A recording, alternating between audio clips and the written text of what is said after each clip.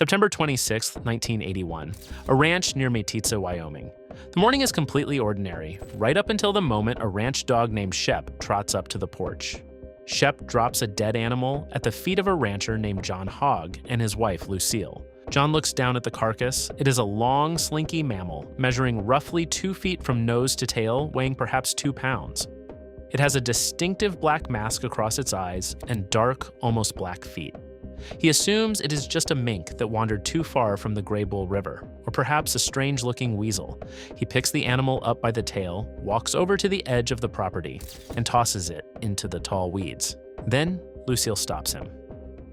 She thinks the animal's markings are unique. She does not want it rotting in the brush. She wants it mounted for their living room. John turns around, wades back into the weeds, and retrieves the carcass. That single mundane domestic disagreement altered the course of biological history. If Lucille Hogg had not wanted that animal mounted, the black-footed ferret would be extinct today. John takes the carcass to a local taxidermist in town. The taxidermist lays the animal out on his table. He examines the yellowish-brown fur, the black mask, and the dark feet. He checks the dentition. And then he realizes he is holding a ghost. It is a black-footed ferret, a species the federal government had officially declared extinct 2 years earlier. The fate of an entire species, an apex predator that biologists had spent decades searching the American West for without success, had just been decided by a ranch dog on a morning hunting trip. Understanding how impossible that discovery was means looking at what the federal government spent the previous century doing to the American plains. The black-footed ferret is an anomaly of modern conservation. Scientists had not just declared it extinct once, they had done it twice. In the late 1950s, scientists scoured the Great Plains looking for the animal. They drove thousands of miles of dirt roads, interviewed ranchers, and surveyed surviving prairie dog towns. They found absolutely nothing. They assumed the species was gone forever. Then, in 1964, scientists discovered a tiny, isolated remnant population in Millette County, South Dakota. Biologists rushed to protect it. They launched a captive breeding program, but they did not yet understand the complex reproductive biology of the animal. The captive breeding failed. Out on the South Dakota plains, biologists watched the fragile wild population dwindle, fracture, and finally die out by 1974. The last known captive ferret died alone in a cage in 1979. 2 declarations of extinction in 20 years. The scientific community formally closed the book. They declared the species gone. Drive across the American West today, and the landscape looks vast and empty. Short grass and sagebrush stretching from the highway to the horizon. We accept this silence as the natural state of the prairie. It is a shifting baseline. Before European settlement, the American plains were not empty. They were a massive, interconnected metropolis, an underground city stretching from southern Canada to northern Mexico, built entirely by prairie dogs. Historical estimates suggest prairie dog colonies once occupied up to 700 million acres of western grassland, an area larger than Mexico and Texas combined. In the early 1900s, a naturalist named Vernon Bailey documented a single continuous prairie dog town in the Texas Panhandle that measured 25,000 square miles and contained an estimated 400 million animals. They turned the soil, clipped the grass, and engineered an ecosystem that supported hundreds of other species. Burrowing owls nested in their abandoned holes. Swift foxes hunted their margins. Bison wallowed in the dirt they excavated. The black-footed ferret was the apex predator of that underground city. They are perfectly evolved to hunt in the dark. They have long, tubular bodies that slide seamlessly down narrow subterranean burrows. They possess massive jaws designed to crush the skulls of rodents larger and heavier than they are. They lived exclusively inside the prairie dog towns, moving through the tunnel networks like a liquid shadow. Then the cattle arrived. Ranchers looked at prairie dogs and saw pests. They saw rodents that ate valuable grazing grass and dug deep holes that could break a horse's leg. The federal government intervened, launching an industrial-scale eradication campaign to clear the plains for livestock. It was a highly organized, state-sponsored war. Government agents blanketed the West with millions of pounds of oats laced with strychnine. When the poison was not fast enough, they pumped cyanide gas deep into the burrows and sealed the entrances. They did not just reduce the prairie dog population, they annihilated it. Eradication campaigns dropped the prairie dog population to roughly 2% of its historic range. Millions of acres of complex, thriving habitat were systematically reduced to flat, silent grazing land. Poison the city, and everything living inside it dies. Humans did not target the black-footed ferret directly. We did not hunt them for their fur. We did not shoot them for sport. We just completely collapsed their food supply. The ferrets starved in the dark, trapped in a vanishing ecosystem. By the time Shep dropped that carcass on the porch in 1981, the entire continent had been scrubbed clean. But Shep's discovery proved that somewhere out in the Meeteetse sagebrush, a few ghosts were still breathing. 1 month after the carcass was found, a Wyoming game and fish biologist named Denny Hammer was driving down a dirt track near the Pitchfork Ranch, just outside Meeteetse. It was 6:20 in the morning. The sun was barely up. A long, slinky shadow darted across the dirt road, caught in the headlights of the truck. Hammer slammed on the brakes. He and his partner, Steve Martin, a Wyoming game and fish wildlife technician, jumped out of the cab. They walked over to the edge of the road, looking down into the sagebrush. An animal popped its head out of a badger hole. It stared directly at the two men, opened its mouth, and barked at them twice. It dropped back into the dark. The myth was real. The black-footed ferret was alive. Biologists descended on Meeteetse. They mapped the remaining prairie dog colonies across the ranch land. They conducted nocturnal spotlight surveys, sweeping the plains with high-powered beams to catch the distinctive emerald green eyeshine of the ferrets. They found a thriving, localized population of roughly 130 animals. It was the greatest conservation rediscovery of the 20th century, and it lasted exactly 4 years. In 1985, disaster struck. A wave of sylvatic plague swept through the Meeteetse prairie dog colonies. Sylvatic plague is caused by the exact same bacterium that caused the Black Death in humans, transmitted by fleas. For a prairie dog, it is a localized apocalypse. It wipes out entire underground cities in a matter of weeks. The plague killed the prairie dogs, instantly erasing the ferrets' food supply. Then, the plague-carrying fleas bit the ferrets, killing them directly. To compound the devastation, an outbreak of canine distemper simultaneously hit the colony. The Meeteetse population crashed. The ghost species was actively dying a third time, right in front of the scientists who had just found it. The biologists had to make a brutal, deeply controversial choice. You cannot medicate a wild population against a plague. You cannot vaccinate animals you cannot catch. The only way to save the animal was to remove it from the landscape entirely. Between 1985 and 1987, wildlife teams set traps across the remaining Meeteetse burrows. They trapped every surviving black-footed ferret they could find. They pulled exactly 18 animals out of the dirt. They transported them to a specialized facility near Fort Collins, Colorado, and put them in cages. Those 18 animals represented the entire genetic legacy of their species. Every black-footed ferret left on the planet was now sitting in a climate-controlled room. The federal plan was captive breeding, but breeding a predator in a cage creates a fundamental mechanical problem. A captive-raised ferret is not a wild animal. It is an exhibit. It does not know what a prairie dog is. It has never navigated a pitch-black subterranean tunnel. It does not know to look up to avoid great horned owls, or look down to avoid rattlesnakes. Drop a cage-raised ferret onto the Wyoming plains. That is not a reintroduction. That is a meal for every coyote in the county. The biologists realized they could not just breed the animals, they had to reverse engineer wildness itself. They had to build a boot camp. The biologists constructed simulated prairie dog towns inside the facility, burying long runs of corrugated plastic tubing and black PVC pipe under layers of dirt to mimic the tight, winding architecture of wild burrows. Artificial nesting chambers and intersection boxes forced the ferrets to navigate in complete darkness. Then, they introduced the violence. A ferret cannot survive on a diet of pre-killed meat. It has to know how to kill a prey animal that is frequently larger and heavier than it is. The biologists started the captive kits on live hamsters to trigger their predatory drive. Once the ferrets learned to track and dispatch the hamsters inside the plastic tubes, the biologists escalated the threat. They introduced live prairie dogs. A wild prairie dog fighting for its life inside a dark tunnel is a highly dangerous animal. Massive claws, heavy teeth, and absolute desperation.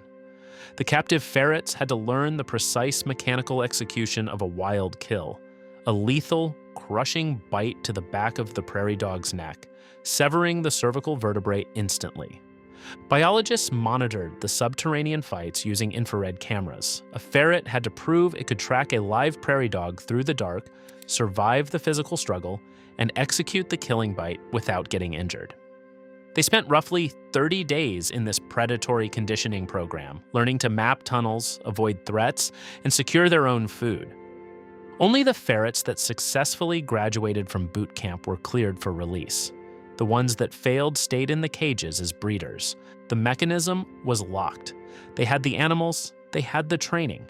Now, they had to see if a laboratory-manufactured predator could actually survive the American West. Saving a species from a genetic bottleneck of just 18 animals sounds biologically impossible. Teaching a cage-raised predator how to hunt in a plastic tube and expecting it to survive the lethal reality of the high plains sounds like an act of desperate optimism. The scientific community was deeply skeptical. Many ecologists assumed the captive-bred ferrets lacked the genetic diversity and the deeply ingrained behavioral instincts required to survive a Wyoming winter. But the data does not care about our intuition. In the fall of 1991, wildlife biologists drove out into the Shirley Basin of Wyoming.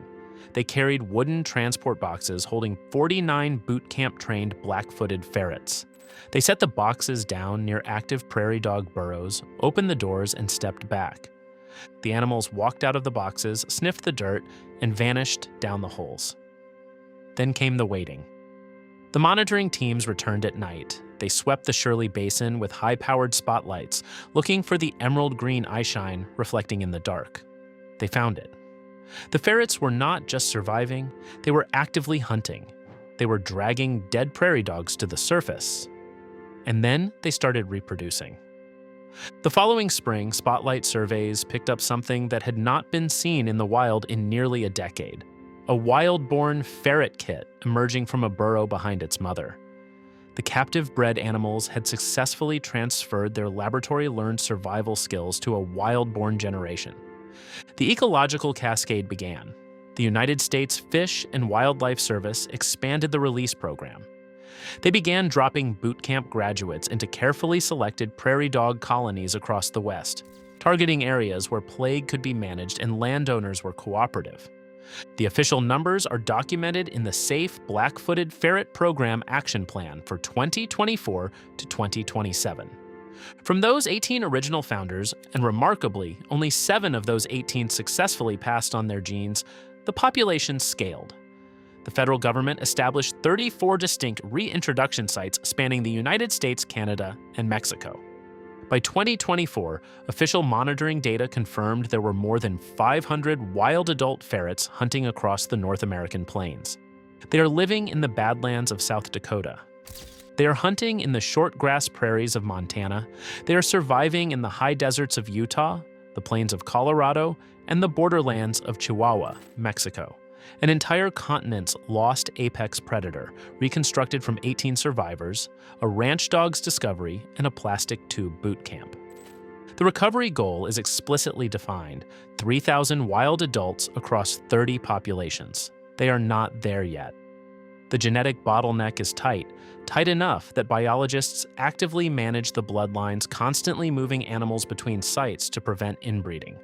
They're even using frozen sperm collected from the original founders in the 1980s to artificially inseminate modern females, injecting 30-year-old genetic diversity back into the wild population.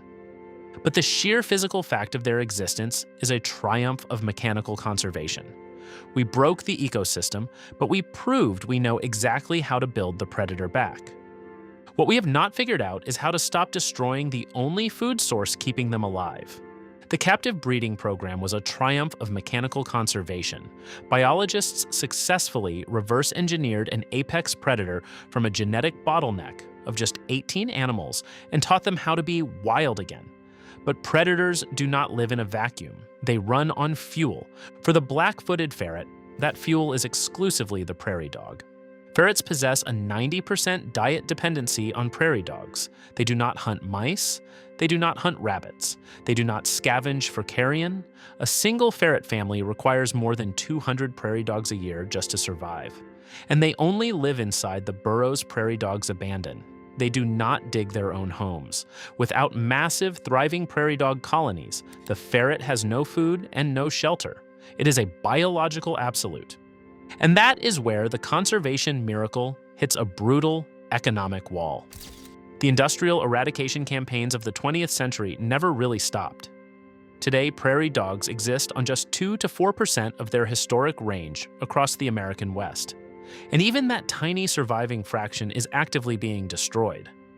To a rancher operating on tight profit margins, a prairie dog is still a pest. It eats the grass meant for cattle. It digs holes that damage farm equipment. Across the West, shooting them remains perfectly legal. So does poisoning them. State agricultural departments still actively distribute toxic grain to landowners to help clear their pastures. We are pouring a highly specialized lab-raised predator back into a landscape where its only food source is being systematically exterminated. But the tragedy is not just a cultural misunderstanding. It is driven by the very law designed to save the animal. The Endangered Species Act is one of the most powerful environmental laws in the world. When a species is federally protected, the government gains sweeping authority to protect its habitat. For a rancher, federal habitat protection is viewed as a financial death sentence. It means the government can step in and dictate exactly where cattle can graze, where fences can be built, and how private land can be managed. The black-footed ferret is a federally protected endangered species. The prairie dog is not. The prairie dog is classified as an agricultural pest.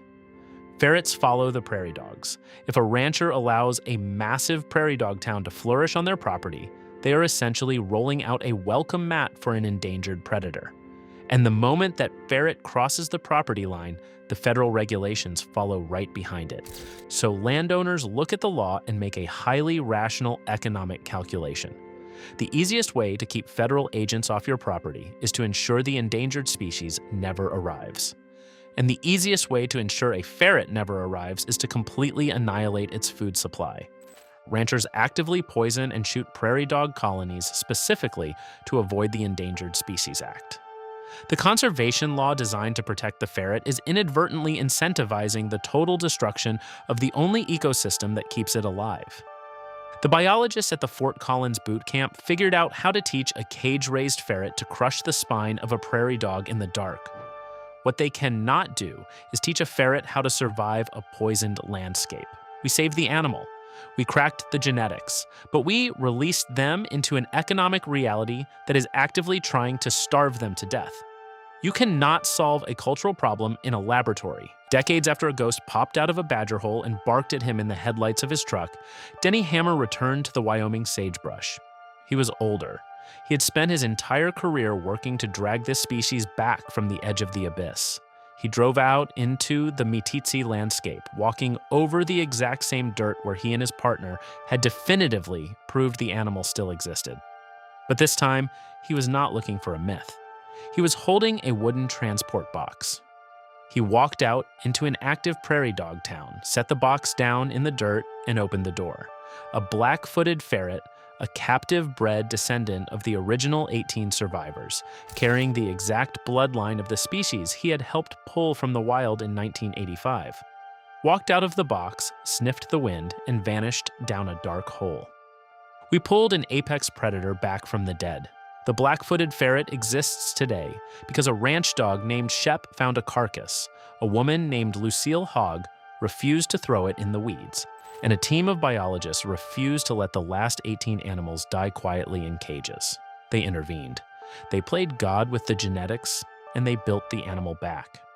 But the ferret is still out there right now, hunting in the dark across 34 sites on 3 continents, dependent on a food source that is still being actively poisoned. The recovery goal is 3,000 wild adults. There are 500. That gap is the question. Drop your answer in the comments, and if stories like this one are what you come here for, there are a lot more where Shep came from. Subscribe.